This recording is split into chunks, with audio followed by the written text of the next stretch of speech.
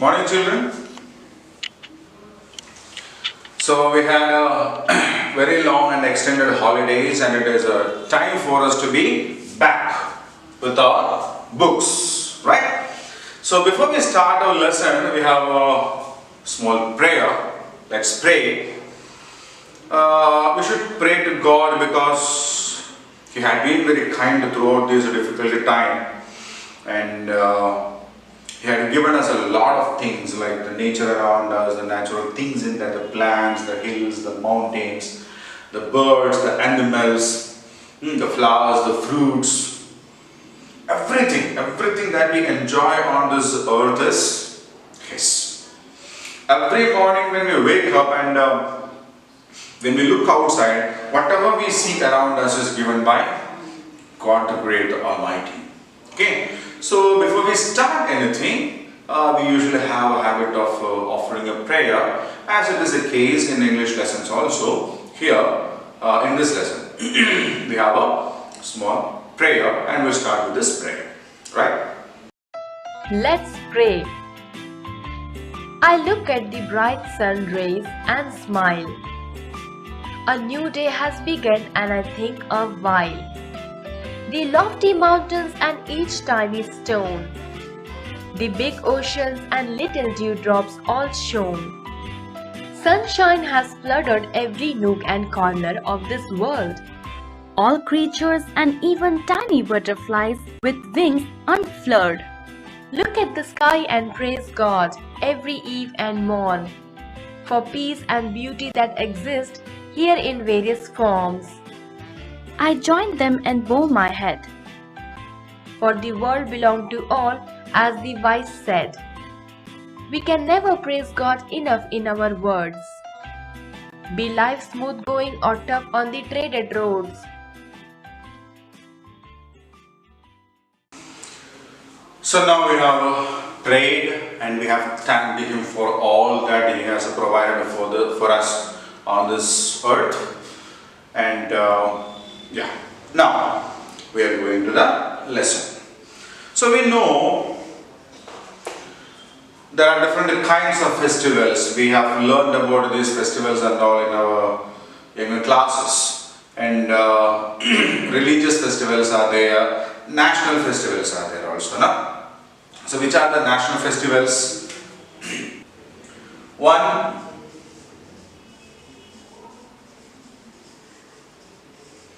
Independence Day, that happens on August 15. Second,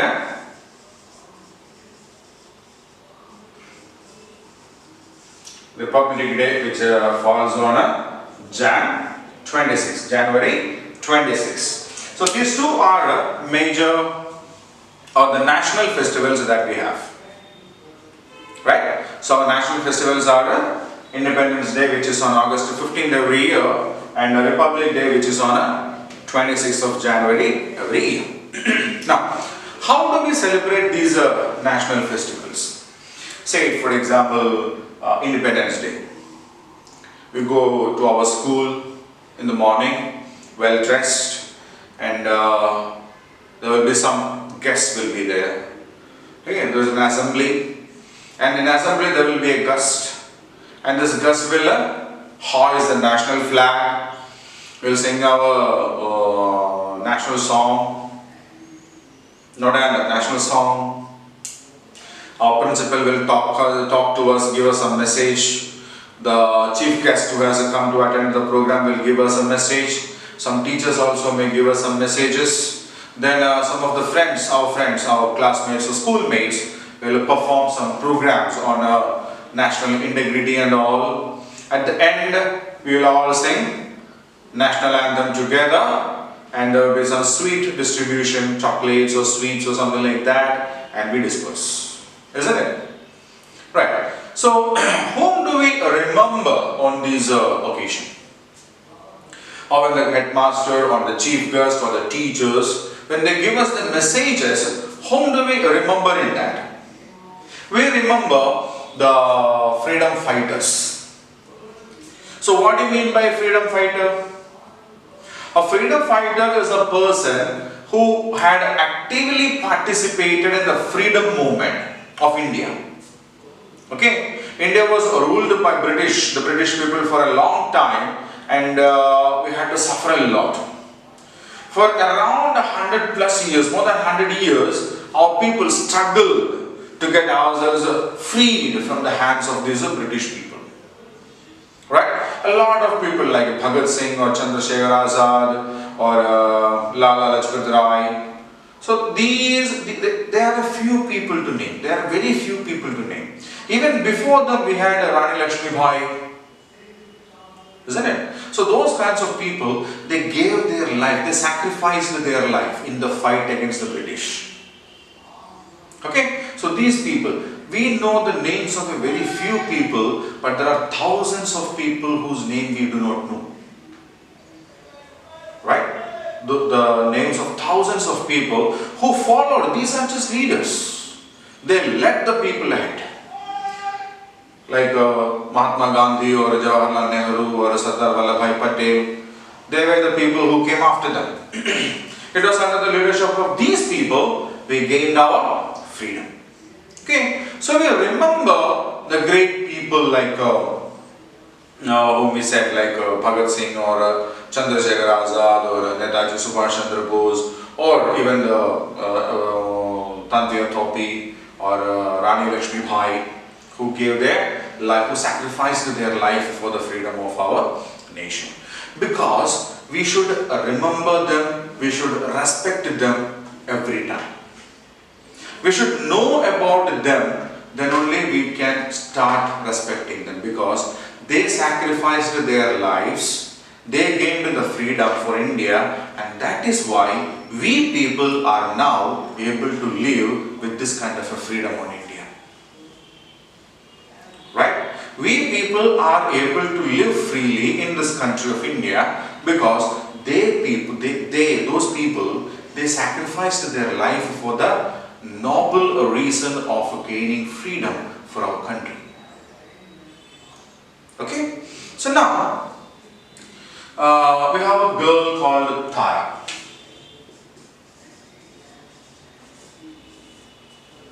We have a girl called Tara in this lesson. Her grandmother, who is a very old lady now, was once a freedom fighter. When she was a small girl, she participated in the freedom movement.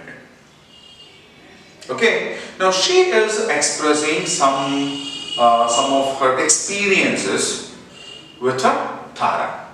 In this experience, the grandmother of Tara is explaining about one particular person, and our lesson today is about this freedom fighter, Aruna Asif Ali.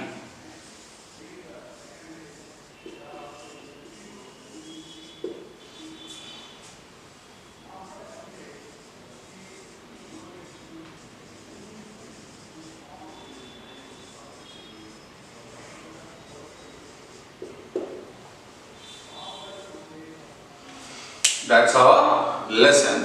Aruna Asif Ali.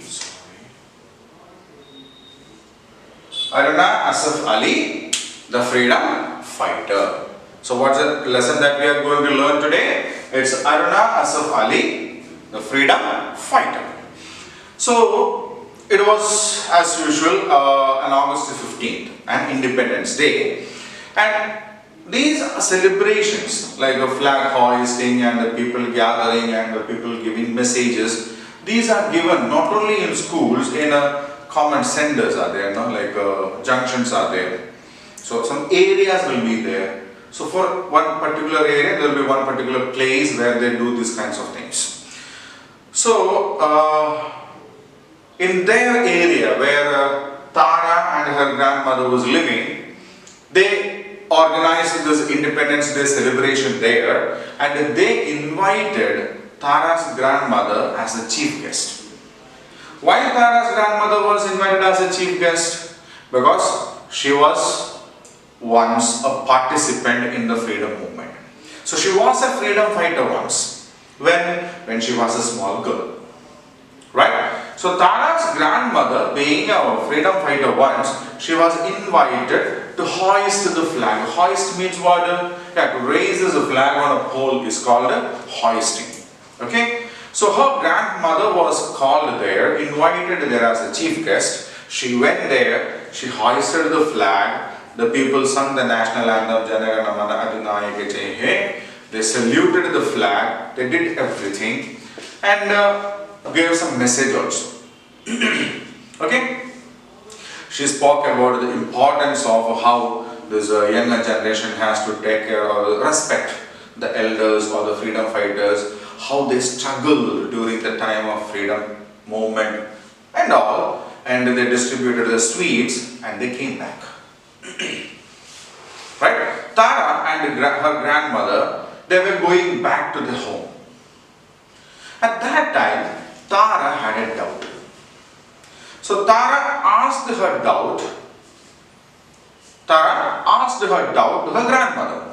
She said, "Grandmother, your message was very good, fantastic, and but I have a question. Who inspired you to join this freedom movement?" So she asked, "Who inspired you to join freedom movement?" Even we do follow the same, no? We follow, some people get inspired by their parents, some people get inspired by their uncles or aunts or somebody like that. Some people get inspiration from players or people like Sachin Tendulkar or Saurav Ganguly or players like that, Sania Mirza or Saina Nehwal or PV Sindhu. They become sports persons. Some people take inspiration from movie actors to become movie actors. So even we do the same thing. So at that time when Tara's grandmother was a small girl, she also might have taken inspiration from somebody and she too might have followed the steps of those people to become a freedom fighter. Right? So she asked the question, who did inspire you to become a freedom fighter? And Tara's grandmother said it was Aruna Asaf Ali. Okay, so who inspired Tara's grandmother to become a freedom fighter? It was Aruna Asaf Ali. So Aruna Asaf Ali is a very famous freedom fighter. She is an educationalist. She was a social activist who worked for the welfare of women and all, and she was the first lady mayor of Delhi Corporation also. We have a corporation with the mayors and all. Yeah, Delhi was a corporation, and the Delhi Corporation's first mayor was Aruna Asaf Ali. So when Tara's grandmother said it was Aruna Asaf Ali who inspired me to become a freedom fighter, Tara got curious. How did she inspire you? What is that thing that is famous or that curious that made you follow the steps of Aruna Asaf Ali? So now Tara's grandmother started saying Tara about Aruna Asaf Ali. Okay? So we too will follow the steps of Tara's grandmother, and we too will learn about her grandmother. Right? Aruna Asaf Ali. So Aruna Asaf Ali was born not as Aruna Asaf Ali. When she was born, Aruna Asaf Ali was born on 16th July 1908. Okay, so Aruna was born on 16th July 1908 1908, and when she was born, she was named as Aruna Ganguly. Okay, so she belonged to the family of, it's a surname, Ganguly is actually the surname, right? So she was named as Aruna Ganguly, And she was born at Kalka. Is a region in the state of Punjab. Okay, so Aruna Asaf Ali was born as Aruna Ganguly on 16th July 1908 at Kalka, Punjab, in a Bengali family. Bengali Brahmo family. So they are basically Bengalis. Bengalis means, yeah, people from West Bengal. Ganguly is a common surname for people who are in West Bengal. That's why we have Saurav Ganguly. He is also from Calcutta, West Bengal. Na? Yeah. So Aruna Ganguly was born on 16th July 1908 at a place called Kalka in Punjab, and she was born in a Bengali Brahmo family. Means their family were basically from Bengal, West Bengal, and it was a Brahmo family. What do you mean by Brahmo family? Yeah, we know there was a freedom fighter called Rajaram Mohan Roy. There was a freedom fighter called Rajaram Mohan Roy, and he was a person who fought for the rights of women, who stopped the sati system, who encouraged widow marriages, who encouraged the women education, did a lot of things. And so as to spread his ideologies, he started an organization called Brahma Samaj. He started an organization called Brahma Samaj, and those people who believed in those concepts were known as Brahmos. Right? So the Bengali family where Aruna Ganguly was born actually believed in the concepts of Brahma Samaj. Okay? They usually believed, they believed, means women should get education, they are not bound to be held at home and do the household works. Right? They should have the right to do the job and take care of the family. Okay? Women empowerment we call it. We call it women empowerment. Okay? So the family where Aruna Ganguly was born, they believed in these concepts. They believed in these concepts, and that is why they are known as a Bengali Brahmo family. Right? So Aruna Asaf Ali was born as Aruna Ganguly. So her initial name was Aruna Ganguly. Okay? She was born on 16th July 1908. She was born in Kalka, Punjab. Maybe her father was working there. Maybe. Then she belonged to a Bengali family. So as they believed in Brahma Samaj policies, Aruna Asaf Ali got a good education. She did her education in two places. The first place is Lahore. Now, Lahore is a place in Pakistan. We know India was divided into India and Pakistan after the freedom. Means it happened in 1947. Isn't it? So, India was divided into Pakistan, India and East Pakistan. Now we call it Bangladesh in 1947. But when she was a child, when Aruna Asaf Ali was a child, means in 1908 and all, it was all a single region. Right from Pakistan, entire India, including Bangladesh, everything was a single region. Okay, so she was in Punjab. She was born in Punjab. Her family was in Punjab. And Lahore lies very close to Punjab province, Punjab region. In Pakistan also we have a Punjab region, right? So Lahore was very close to them. So she went for schooling in Lahore, and her further education she had in Nainital.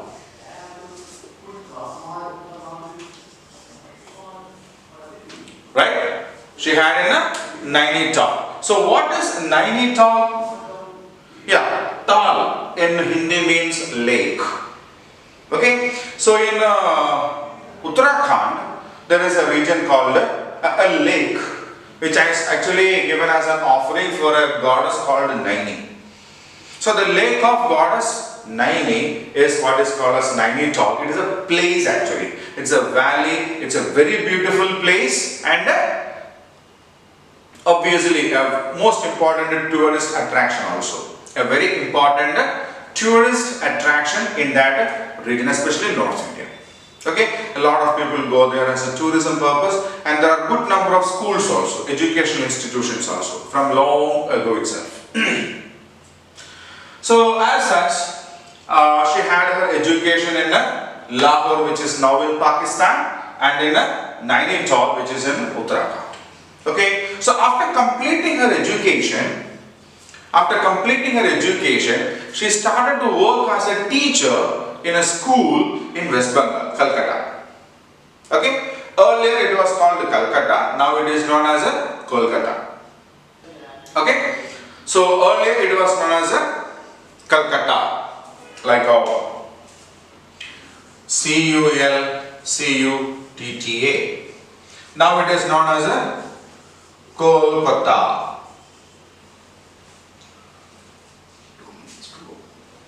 Right? Now it is known as Kolkata. So when she was working there, and then she got married. So whom did she marry? She married a person called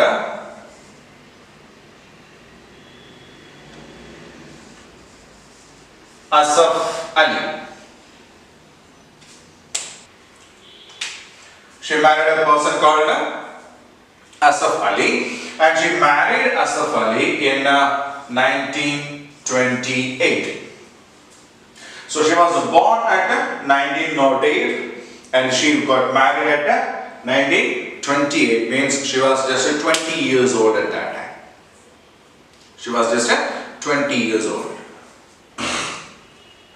So Asaf Ali was an active member in Indian National Congress. She was an active, Asaf Ali, he was active in the Indian National Congress.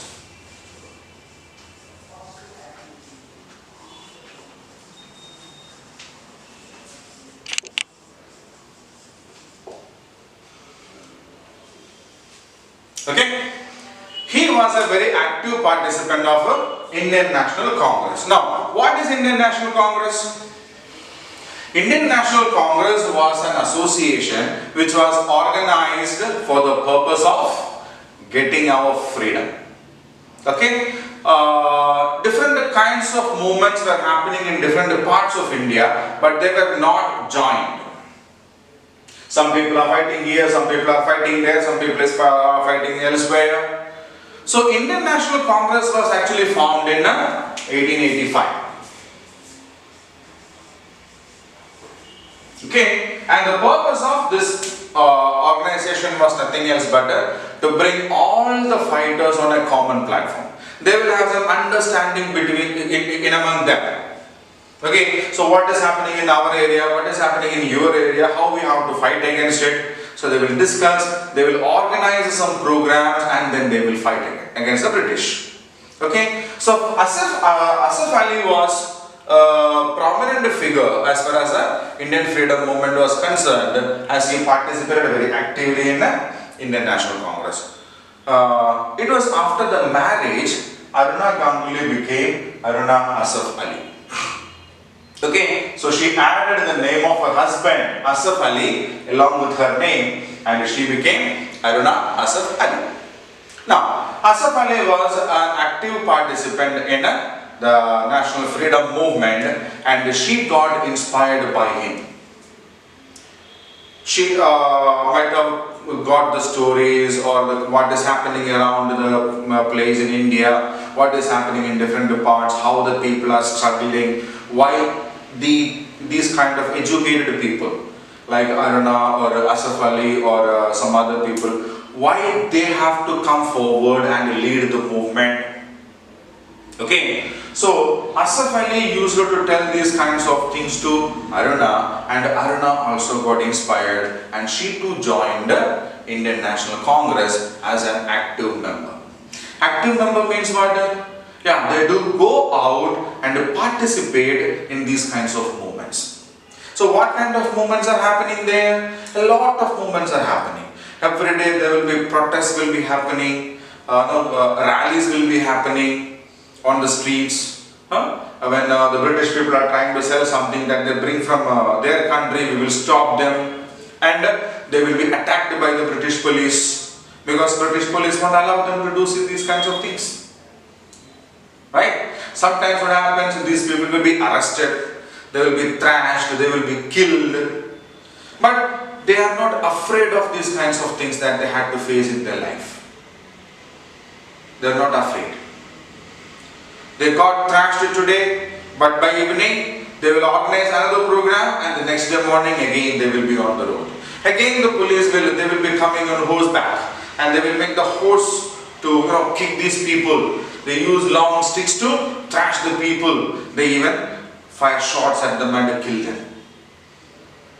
Thousands of people have died, but still more and more people came out of it.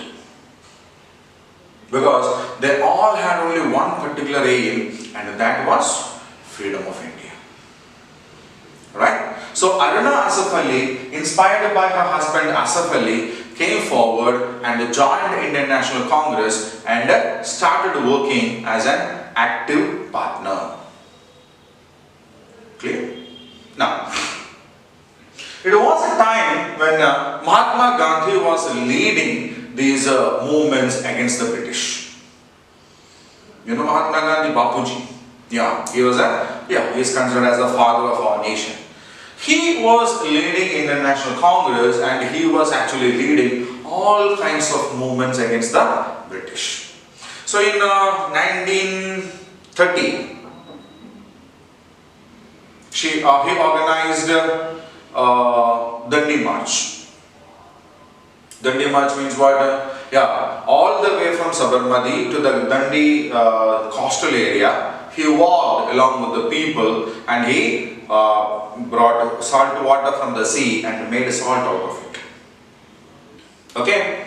Because the British people were trying to sell their products over here, and we make our product, they sell it and they get the profit. Gandhiji said, no, we will make our own things. Whatever we need to live over here, we will make our own things. So the first thing was that to make salt. Make salt for our purpose, and we use the same salt. We won't buy salt from the British. Okay, that was known as a Dandi March. Right? Salt Satyagraha we call it. So then in 1942, Quit India movement. Quit means go away. Quit India means go away from India. Thousands and thousands of people hit the road. They demanded the people to get out of our country. Right? So he organized these kinds of movements like the Dandi March and Quit India movement. And Aruna Asaf Ali became famous with her action in 1942. So 1942 was when we organized the Quit India movement against the British. Okay? Quit India movement means we asked the British people to move out of our country. So what these people decided was that they have designed a flag for Indian National Congress. Right? So Indian National Congress was a huge organization at that time, and they had their own flag also. So what they decided was that at Mumbai, in Bombay means now Mumbai. It's changed. The name is changed into Mumbai. Okay. Now in Bombay, they will hoist the flag of Indian National Congress. So at that time, it was a big crime kind of a thing. The British people will never allow these kinds of things to happen anywhere in India. They won't allow. If you say Vande Mataram or Bharat Mata Ki Jai, they will thrash you like anything. They will thrash you out.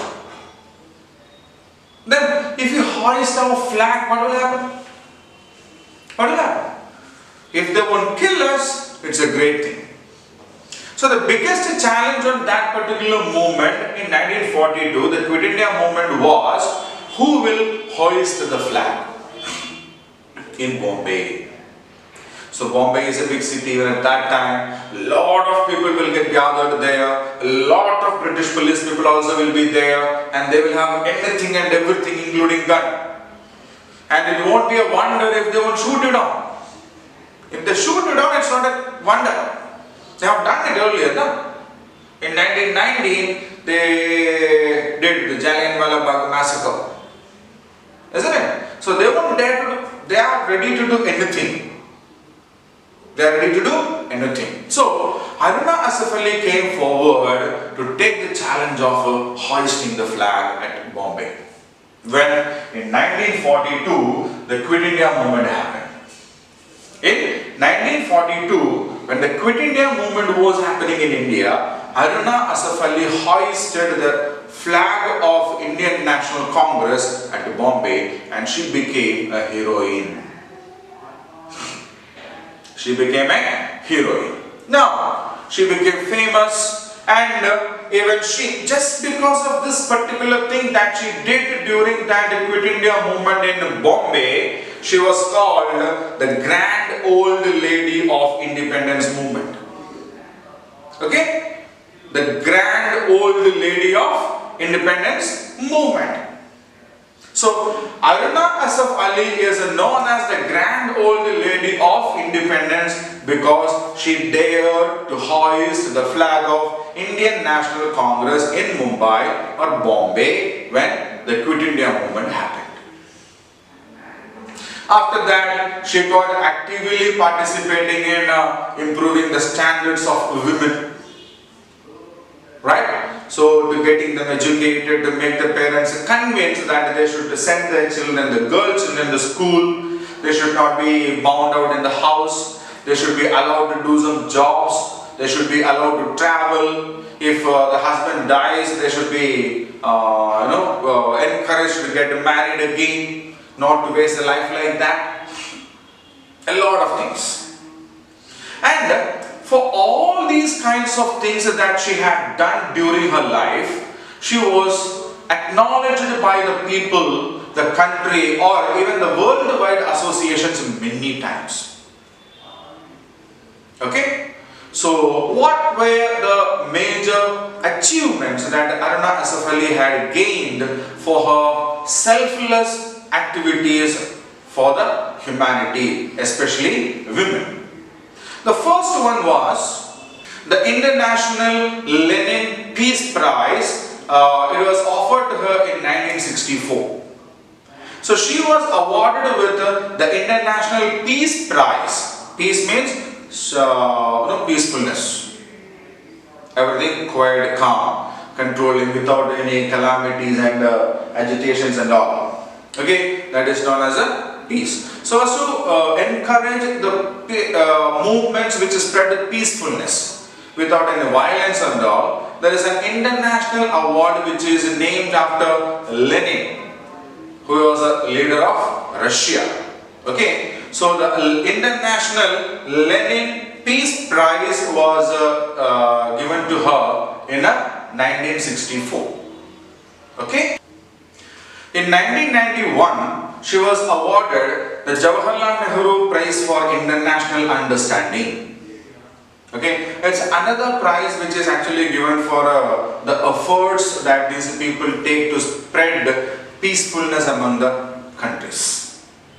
Okay, these people, see, these leaders were actually following the footprints of Mahatma Gandhi. Purely Mahatma Gandhi, where violence takes the last part. There is no position for violence in the protest. Peacefulness. Everything will be possible through peacefulness. That's a policy, nothing else. Okay? So, she had her efforts in spreading this program throughout the world even. So, she was acknowledged for her efforts in that. Right? In 1992, the government of India recognized her efforts either during the freedom struggle or even after that, or whatever she had done for the greatness of the people around her. So all these activities that she had been doing for the greatness or for the improvement of the people around her was seen, observed, recognized by the government of India, and we, the government of India, presented her with the Padma Vibhushan. So what is Padma Vibhushan? This is the second greatest civilian honor. Civilian means a common people. Common people. So, common people in the sense of for army people, for the soldiers, the Jawans or the army, they have got their own different awards, like a Paramvir Chakra kind of stuffs. Okay, these people, ordinary people won't be counted for that. They are kept only for those category in military. Okay, these are the common people, the other ordinary people who lives in the country. So because of for the efforts that they take, or because or for the kind of service or greatness that they have done for the society, they are often awarded with these kinds of positions.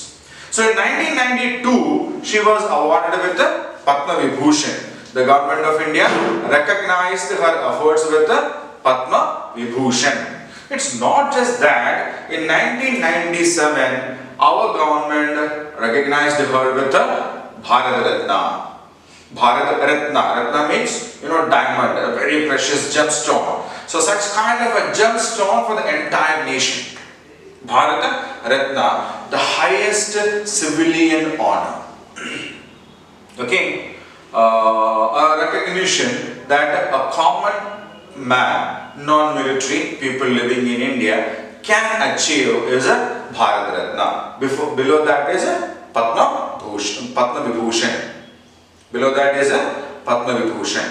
Okay, so it comes like that. So in 1992, she was recognized with the Padma Vibhushan, and in 1997, she was awarded with the Bharat Ratna.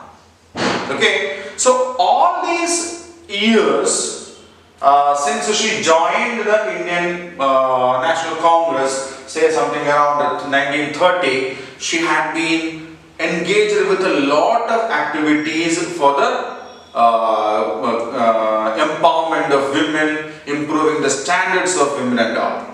Right? So, just because of those efforts and whatever she had done for the nation, she was awarded with the Padma Vibhushan and Bharat Ratna. She was such a great personality.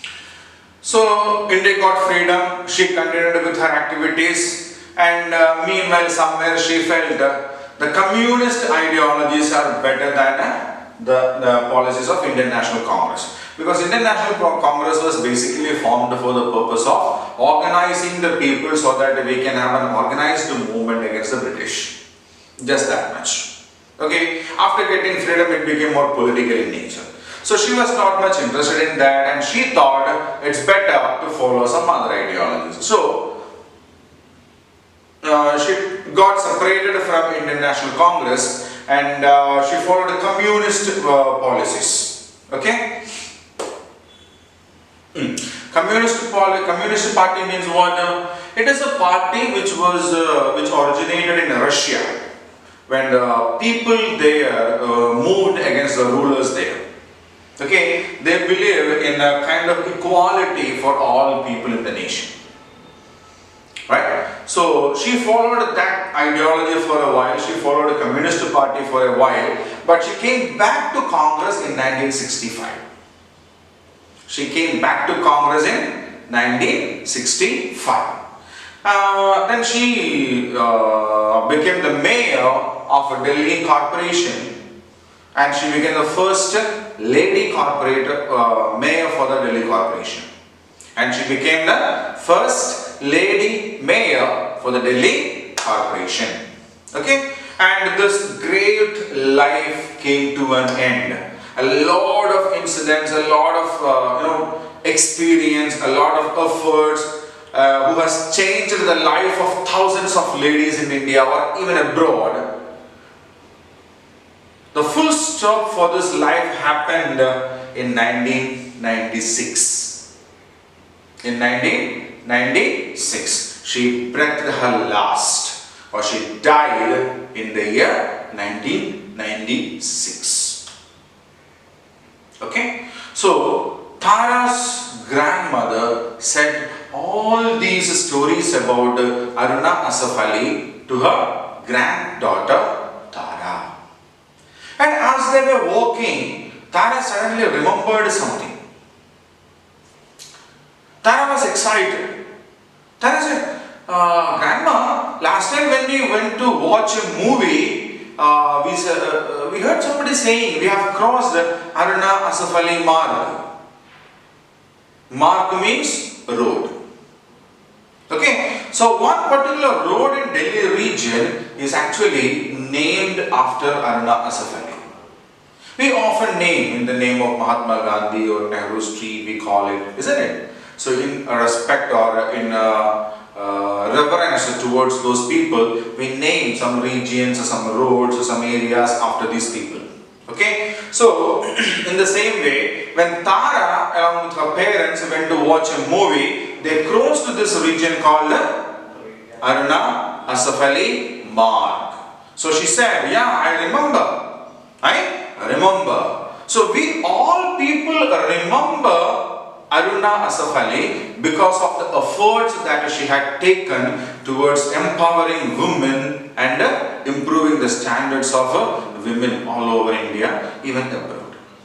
Then Tara was excited and Tara said, okay grandma, once when I grow up, I too will do some great things like that and I will make you proud.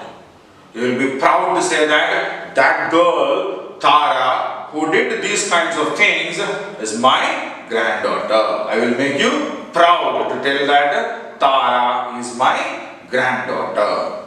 Okay, so just like that, they told about Aruna Asaf Ali. They walked back. Tara learned a lot about her, and her grandmother told, I used to read a lot of books about her. So when we read books, we definitely come to know a lot about these kinds of people. Their greatness, what they have done, how much they have suffered. Okay, so all these things we do come to know when we study about them, when we read about them. So Tara's grandmother had this habit of reading a lot when she was a child. Okay, there was no TV at that time when she was a child, there was no TV. So she read a lot of books. She read a lot of articles about her in some newspapers or magazines or something like that. And when she knew more about Aruna Asaf Ali, she got inspired. She too decided, just like now what Tara said, I too should do something for the nation.